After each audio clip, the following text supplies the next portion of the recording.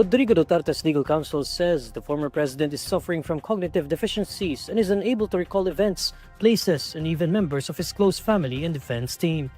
In a document dated September 11, Duterte's lawyer Nicholas Kaufman explains to the International Criminal Court's Pretrial Chamber 1 why the defense is seeking the indefinite adjournment of all legal proceedings in his case. According to Kaufman, Duterte is supposedly not fit to stand trial as a result of cognitive impairment in multiple domains and that his condition will not improve. Citing medical information, Kaufman says Duterte suffers from significant cognitive deficiencies that affect his memory, his daily executive functioning, his visual constructive abilities, and his orientation to place and time. Kaufman also cites Duterte's limited capacity for complex reasoning. With this, Kaufman emphasizes that Duterte's state of health directly impacts the exercise of the procedural rights enshrined in the Rome Statute. According to Kaufman, these rights are essential for Duterte to benefit from a fair trial. Citing Duterte's impaired memory and inability to retain new information, Kaufman says the former president won't be able to fully understand the nature and implications of the proceedings against him.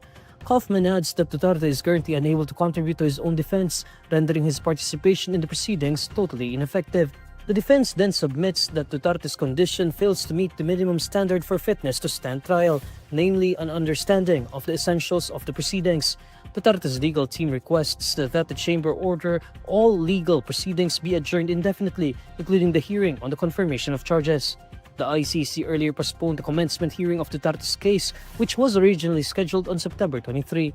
The chamber will issue a new scheduling order with a specific date for the hearing in due course.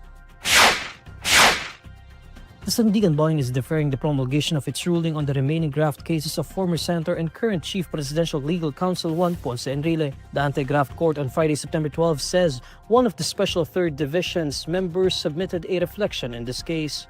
With this, Division Clerk of Court Attorney Dennis Pulma says the court found it proper to defer the promulgation as the reflection requires further deliberation. The promulgation is reset to October 24 at 8:30 a.m. Enrile, his former chief of staff Jessica Lucila Gigi Reyes, businesswoman Janet Lim Napoles, and over 40 others are facing 15 counts of graft over the alleged diversion of 172.8 million pesos in public funds tied to the pork barrel scam. The Priority Development Assistance Fund scandal came to light in 2013 after the Inquirer exposed the misuse of lawmakers' discretionary funds for ghost projects. Under the scheme, PDAF allocations were allegedly funneled into bogus non-governmental organizations run by Napoles. Enrile, Reyes, and Napoles were indicted in 2014 for plunder, accused of amassing 172.8 million pesos in kickbacks from Enrile's PDAF from 2004 to 2010. Napoles was separately convicted of plunder in 2018 in connection with former Senator Bong Revilla's pork barrel fund.